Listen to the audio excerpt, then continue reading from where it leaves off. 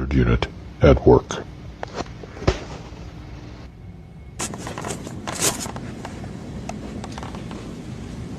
All right, take your seats, everyone. We need to get this meeting started. Before we begin, I'm going to make sure that everybody has picked up their copy of the briefing notes. There are more details.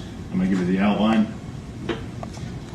Good afternoon, ladies and gentlemen. I've called this special meeting of the Zombie Hazard Command because we have vital new information and new problems to discuss.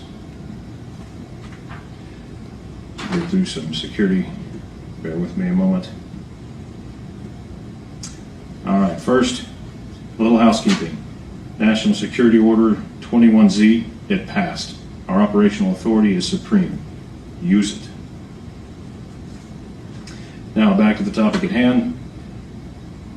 As you know, we've been battling a unique biological threat and we've made little progress. Lack of any live specimens. If a body's found at all, it's already permanently dead. Now, we finally have a live specimen. But before you get too excited, let me stress that it's only one. We need more. So why does this problem exist?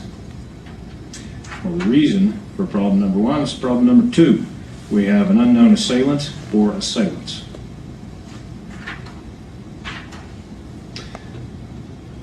Unknown assailant profile.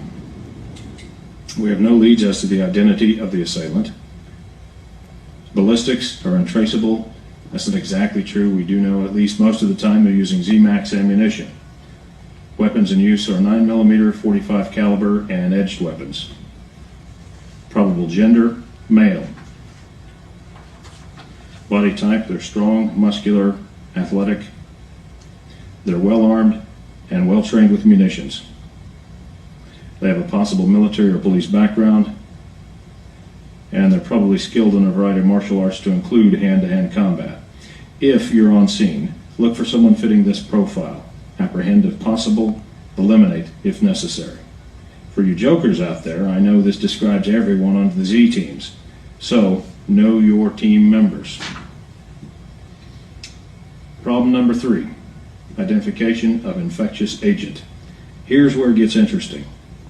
We now have research notes from a top U.S. scientist who is intimately familiar with a zombie infection. He studied both the pre- and post-mortem zombie condition before PD. He has identified and named the virus, Cryptonecrophagia vulgaris, CNV. It's a retrovirus, and there's no cure. This scientist's notes indicate prions may also be involved in the infectious process. However, at this point it remains unclear what, if any, role they play. Remember the single live subject I mentioned earlier? Unfortunately, the subject and scientist are one and the same. We do not know how much time he has left before he's no longer of any use, except perhaps for dissection. So we need more live specimens. Keep that in mind during operations. Problem number four, mode of transmission, currently unknown. Transmission modes ruled out: bites, scratches, casual contact, vector infection, droplet, or airborne spread. Some Z team members can attest to the fact that bites and scratches don't spread infection, at least not yet. To date, 12 team members have been wounded while engaged in field operations. They've undergone mandatory 90-day quarantine. None have showed any signs of infection. Not all team members are out of quarantine yet, but we hope they'll be released and return to active duty soon. Problem number five, emerging public awareness of the situation. I'm going to mention each of these points, then talk about them in greater detail. There are things you need to know. First, the Coconut Grove fly-in. Many of you were there. Then there's the Miami incident. Some of you were there. The CDC Zombie Apocalypse Preparedness Release.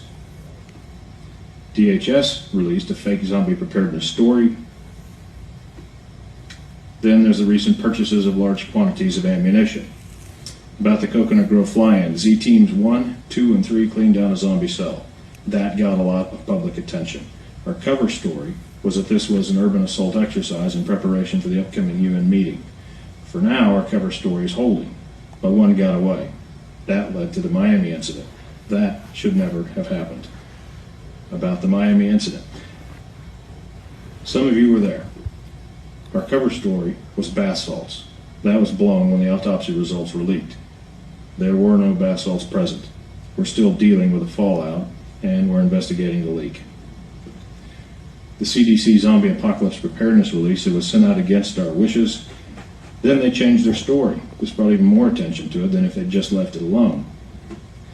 Next, DHS released a fake zombie preparedness story, also against our wishes, but it's out there, so we're going to use it as our cover story. Next month, DHS is running a 1,000-person training exercise in San Diego. Z Teams 2, 4, and 5 will be doing a cleanup operation in another part of the city at the same time. This gives us plausible deniability. I shouldn't have to stress how important this is. Make certain none of them get away. We don't want another Miami incident. About the ammo purchases. We've used news and various media outlets to float the idea that unprecedented large ammo purchases are for government agencies to defend against civil unrest in anticipation of economic collapse. Those of you in this room know all too well that this is a much nicer bedtime story than the truth. Reality is much less pleasant. Right now, the cover story is working. Problem number 6, weakening of current cover stories. Bath salts. In Florida, bath salts was a go-to drug of choice. The autopsy leak created problems for this story. Other drugs, synthetic marijuana and S21, were floating these in Louisiana, Pennsylvania, and Michigan. Crazy people were floating this idea in Louisiana, New York, and Chicago. Animal attacks were floating this story in Georgia, Arkansas, and Oklahoma. We estimate 2 years of viability for these cover stories.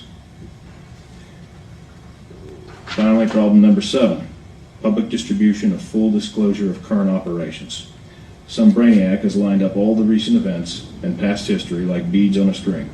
We don't know where he's getting his information, but too much of the actual facts of our operation are woven into the story.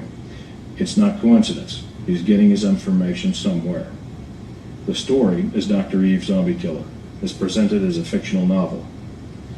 LabyrinthOfArts.com is an independent website where the book can be found. For those of you who are wondering, we currently have no plans to shut down this website. We need to gather further intelligence, find out what their sources of information are, and plug whatever leaks we find. Right now, John Q. Public does not know what's happening. We'd like to keep it that way. If you have any questions, I'll address them in my office after the meeting. You now have the facts as we understand them. This briefing is adjourned. Thank you. Good afternoon, ladies and gentlemen. Good day.